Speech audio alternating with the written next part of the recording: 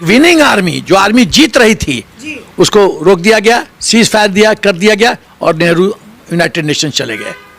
उस झटके में हम पूरा का पूरा जम्मू एंड कश्मीर ले लेते, क्यों नहीं लिया? नेहरू जी ने सीज फायर क्यों हुक्म दिया जब मिलिट्री कमांडर्स इसके खिलाफ थे? क्यों? मुझे आज तक ये समझ में नहीं आया। एज ए फौजी हमारी सेना आगे बढ़ रही थी, तेज गति से बढ़ रही थी। अटैक हमने नहीं किया था, उन जिहादियों को पाकिस्तान ने भेजा था, हमने काउंटर अटैक किया, हमने श्रीनगर को बचाया। मेजर सोमनाथ शर्मा ने अपने जीवन की बलिदान दिया और हम जब जीत रहे थे क्यों रोका?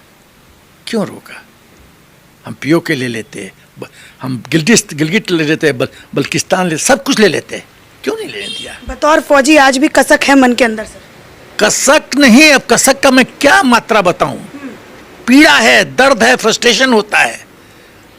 ऐसे ऐसे लोग इस देश के प्रधानमंत्री बने हैं, क्यों यूनाइटेड नेशंस के? अब दूसरा बिंदु, कितना बार हम लोग को मौका मिला कि हम पीओके को ले सकते थे। पहला 1965 की लड़ाई हम जीत गए थे जी। उस समय हम जब ताशकंद गए थे, हमने क्यों नहीं अपने टर्म्स कंडीशंस में डाला?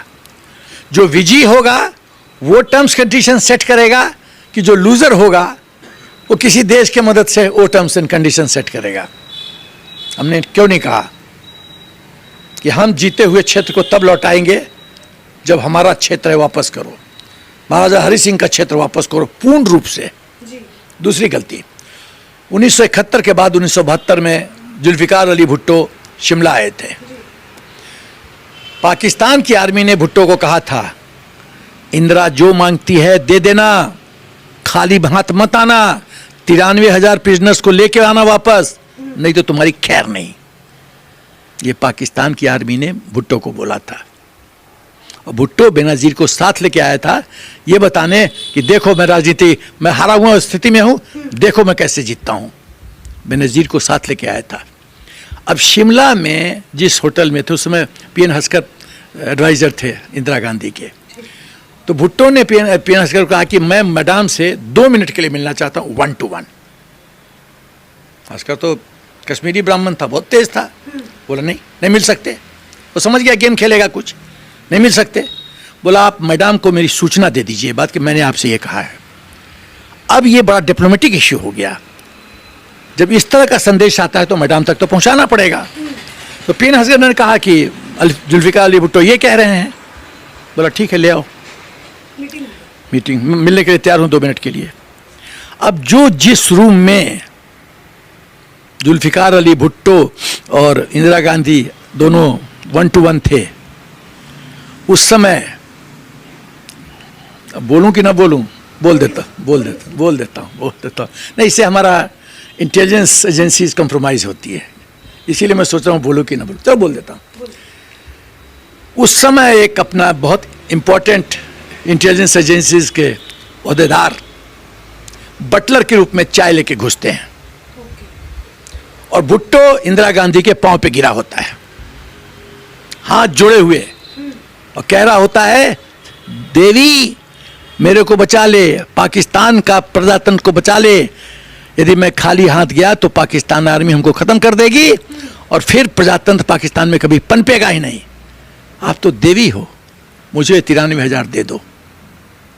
और आप पसीज गए और आपने दे दिया बिना शर्त के। ये क्या स्टेटमेंटशिप है?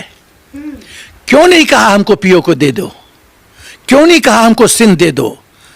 तुम पाकिस्तान की तो गर्दन हमारे हाथ में थी। यदि मैं प्रधानमंत्री होता तो मैं शिमला में उस दिन सिंध ले लेता, बलूचिस्तान ले लेता, पीओके ले लेता, गिलिड लेता, बल्तिस्तान ले लेता। और बताऊं क्या करता मैं भुट्टो को कहता तुम्हारी आर्मी कैपेबल आर्मी नहीं है, तुम्हारी army under command Indian army रहेगी, तुम्हारा डिफेंस और फॉरेन अफेयर्स मैं देखूंगा। या तो 93,000 ले या ये दे, इधर भी मौत है इधर भी मौत है, चुन कौन सा मौत सेलेक्ट करता है। मैं ये करता। क्यों नहीं किया इंदिरा गांधी ने?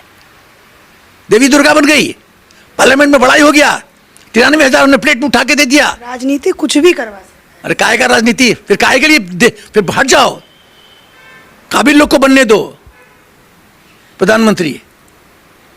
इस तरह से खेल होता है।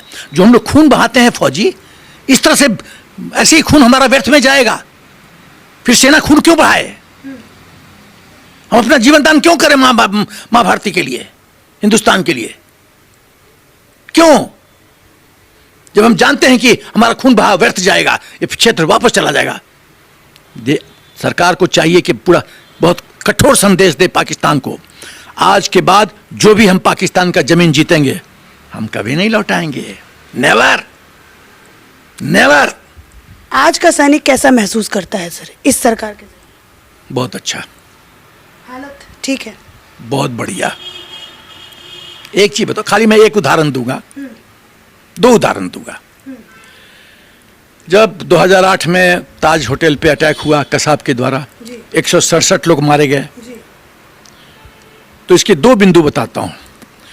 प्रेसिडेंट ओबामा ने, उस समय के प्रेसिडेंट ने मनमोहन सिंह जी से पूछा कि तुम भी जानते हो, आप भी जानते हो कि पाकिस्तान का हाथ है, मैं भी जानता हूं कि पाकिस्तान का हाथ है, क्यों नहीं पाकिस्तान को सबक सिखाया?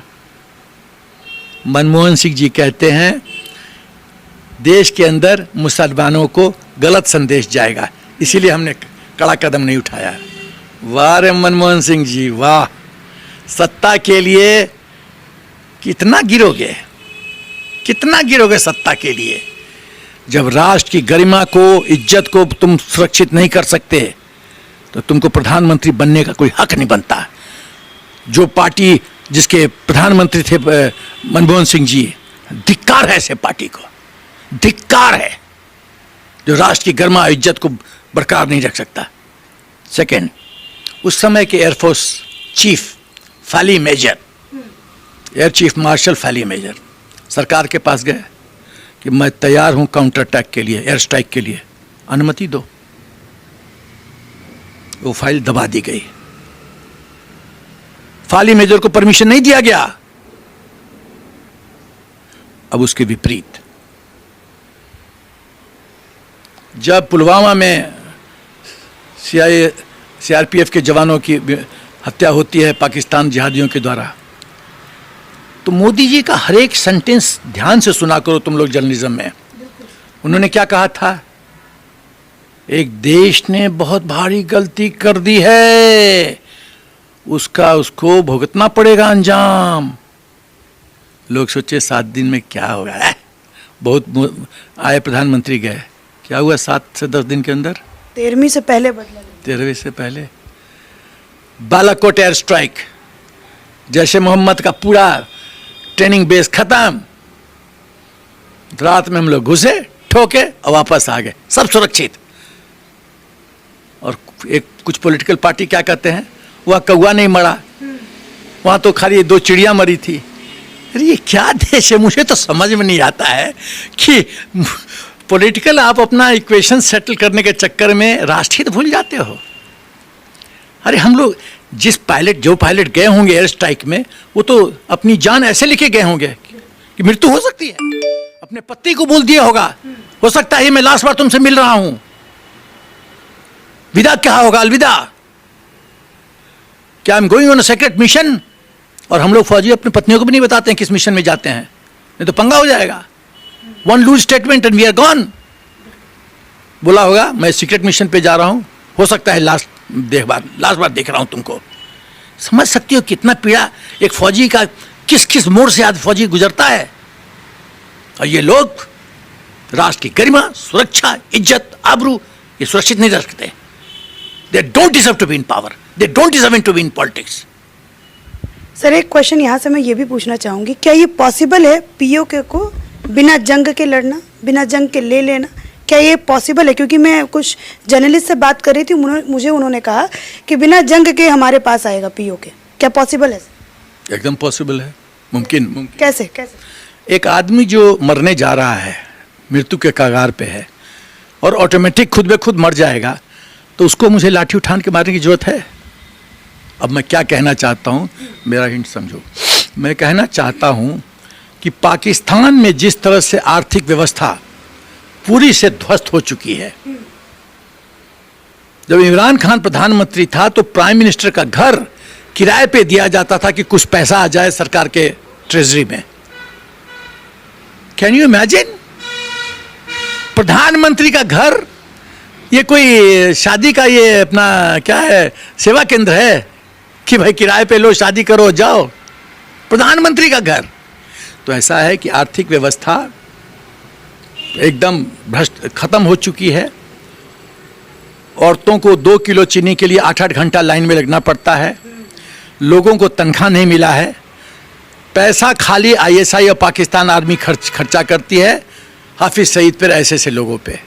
वहाँ की आम आवाम जो लोग हैं ना, आम जनता, वो त्रस्त है एकदम। तो क्या होगा? गृह युद्ध होगा। गृह युद्ध होगा, श्रीलंका जैसा जो अभी। हाँ, गृह युद्ध होगा। फिर क्या होगा? पाकिस्तान आर्मी की हिम्मत है तो जनता जनार्दन जो रोड पे आएगी तो चलाओ गोली, हिम्मत है तो चलाओ, चला सकते हो क्या? तो जब गृह युद्ध जैसी स्थिति होगी और पूरा पाकिस्तान जल रहा होगा तो हमने क्या करना है? हमने विसिल मार के पहुंच जाना है अपना, खत्म, फिनिश्ड। लड़ने की जरूरत ही नहीं है। थाली में परोसा जाएगा पराठा भिंडी, हम लोग को परोसा जाएगा, नो प्रॉब्लम। हाँ, देखिए मैं कोई महापंडित नहीं हूँ, दिव्य दृष्टि मुझे नहीं है, लेकिन जो मैं परिस्थिति देख रहा हूँ उसका जो मिलिट्री अप्रिसिएशन कर रहा हूँ वो ये है कि पाकिस्तान, एक था ना वो पिक्चर, अपने ही जाल में फंसत जात, वो अपने ही जाल में पाकिस्तान फंसता जा रहा है और डूब जाएगा।